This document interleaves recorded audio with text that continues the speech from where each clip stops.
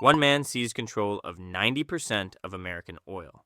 When the government dismantled his empire to stop him, he walked away wealthier than before.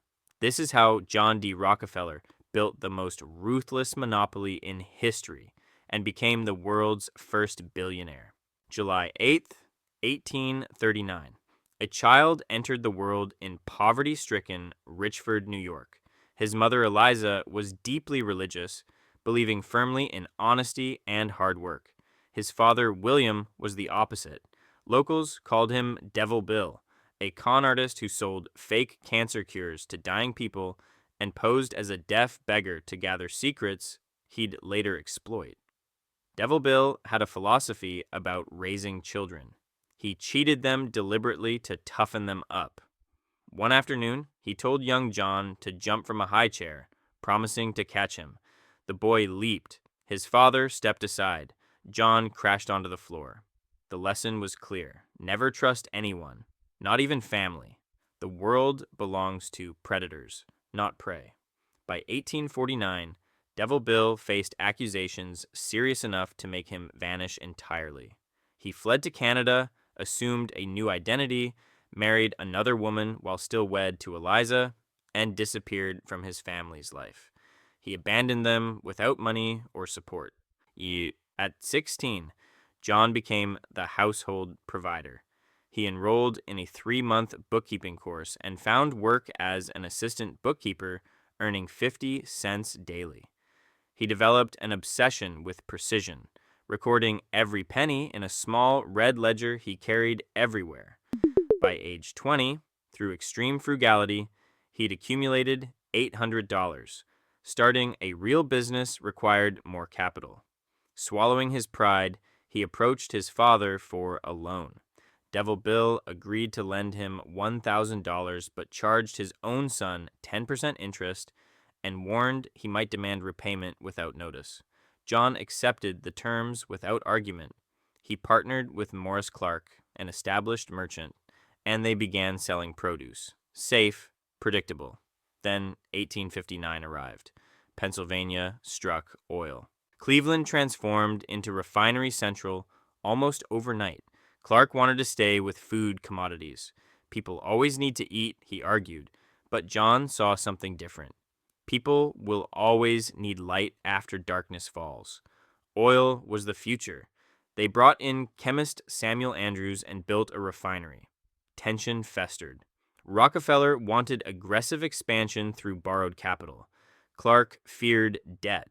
By 1865, the partnership was unsalvageable. They agreed to auction the refinery between themselves. Whoever bid highest would take everything. The bidding started at $2,000. It climbed to $5,000, then $10,000.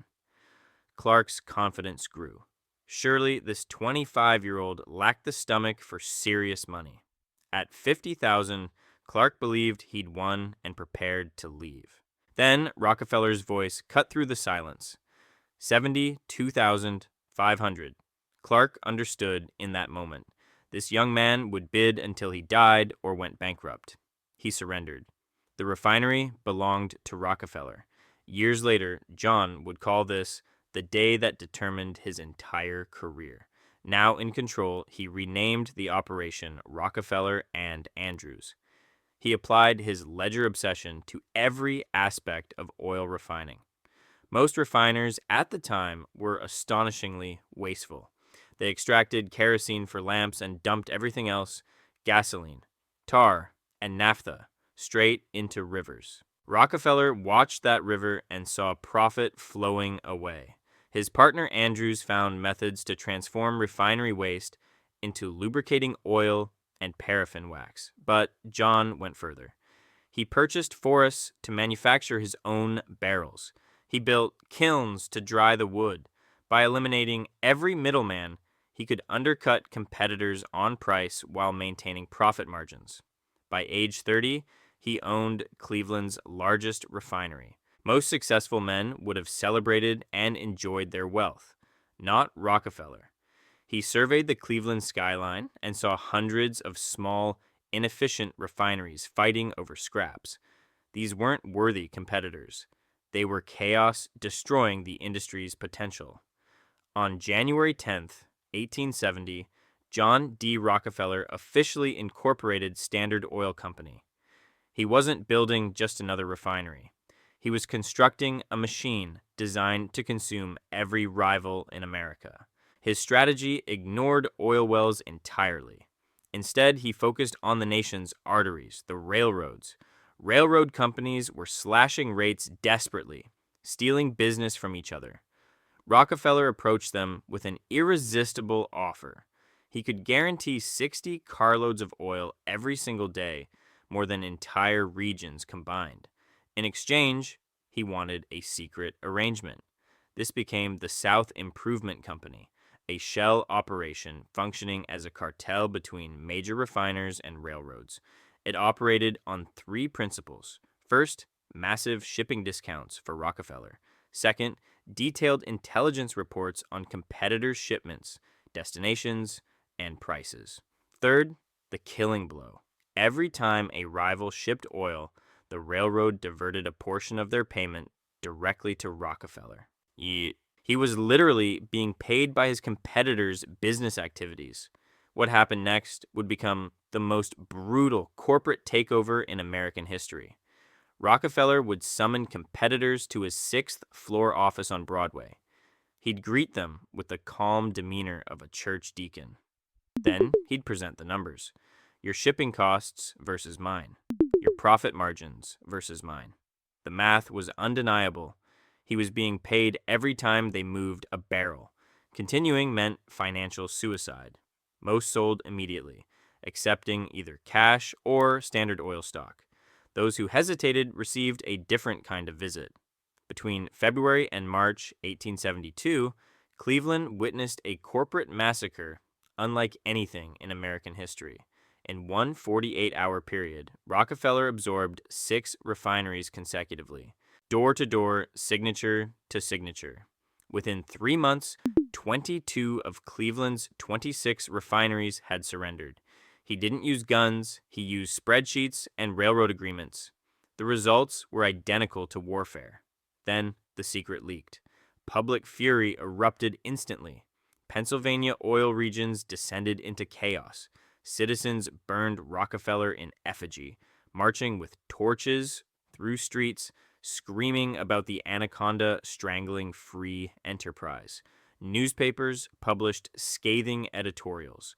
The pressure became so intense that Pennsylvania's legislature revoked the South Improvement Company charter within months.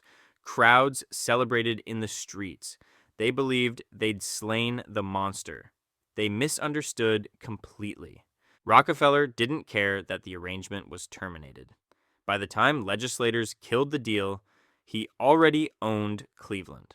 The South Improvement Company was a tool, nothing more. Now he possessed something far more valuable: dominance. Cleveland was merely the opening move. He studied maps of America like a general planning continental conquest. What emerged next became the template for every monopoly that followed: vertical integration. If competitors in other states refused to sell, he eliminated their ability to operate. He purchased companies manufacturing white oak barrels. He acquired warehouses. He bought chemical plants producing the sulfuric acid essential for refining. Suddenly, rivals discovered that even if they could refine oil, they couldn't obtain barrels to store it or chemicals to process it. One final obstacle remained.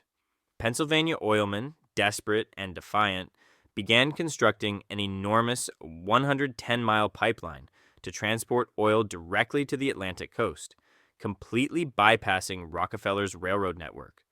It represented an engineering marvel designed specifically to shatter Standard Oil's stranglehold. Rockefeller's response was scorched earth. He purchased strategic land strips directly in the pipeline's path, then buried construction in trespassing lawsuits. When legal tactics proved insufficient, his operatives engaged in pipeline wars, sabotaging construction and bribing local officials to revoke permits. By the time the independent companies finally completed their pipeline, they were financially devastated and emotionally broken. Rockefeller walked in and purchased the entire operation for a fraction of its construction cost. The dominoes fell steadily.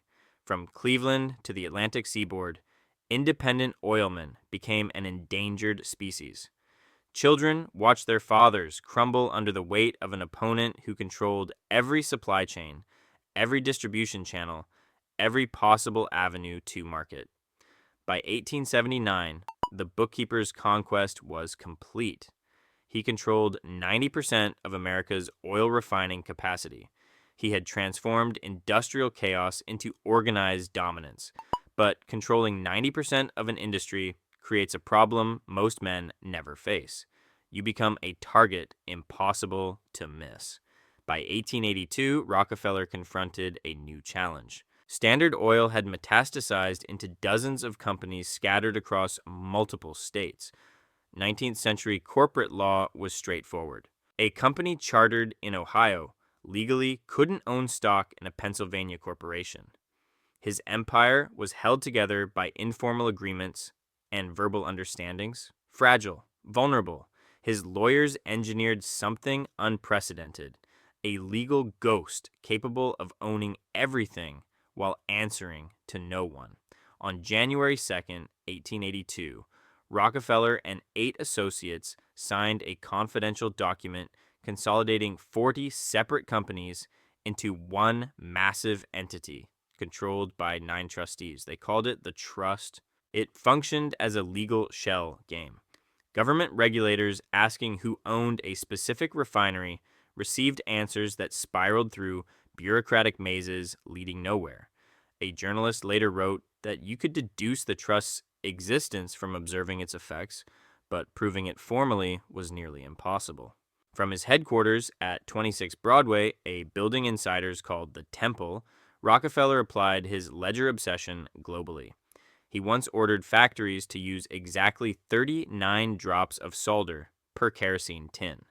40 wasted material. 38 caused leaks. That single drop, multiplied across millions of containers, generated enormous savings. His vision extended far beyond American borders. He recognized that while America possessed oil, the world possessed darkness. He flooded Asian markets with distinctive blue 5-gallon tins. In China, he distributed millions of small kerosene lamps completely free. The strategy was elegant. Give someone a lamp and you control their nights. Keeping that lamp burning required purchasing Rockefeller's oil indefinitely. He drove kerosene prices from 30 cents per gallon down to 8. For the first time in human civilization, impoverished families could afford light after sunset. By the 1890s, his personal wealth exceeded $900 million, representing roughly 1.5% of America's entire economy. But while the numbers climbed, the man deteriorated.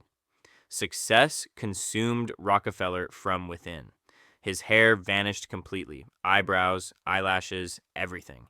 He became a spectral figure, wearing rotating wigs of different lengths to simulate natural growth. His digestion collapsed from stress, forcing him to survive on crackers and milk. While he hid behind mansion walls, a different kind of threat was preparing to strike. In 1902, journalist Ida Tarbell began her investigation. Her father had been an independent Pennsylvania oilman, crushed by Standard Oil decades earlier. She'd watched it destroy him. For 2 years, she hunted evidence, interviewing discarded employees, excavating buried railroad contracts, mapping the entire corrupt system. Then she uncovered something even Rockefeller couldn't conceal. Devil Bill. The public discovered their oil baron was the abandoned son of a wanted criminal, living under a false identity. The carefully crafted image shattered instantly. Rockefeller couldn't control this narrative. He retreated deeper into isolation as public admiration transformed into visceral hatred. Tarbell's expose became the most dangerous publication in America, providing President Theodore Roosevelt exactly the ammunition he needed. May 15th, 1911. The Supreme Court delivered its verdict. Standard Oil was an illegal monopoly. The empire would be dismantled into 34 separate companies.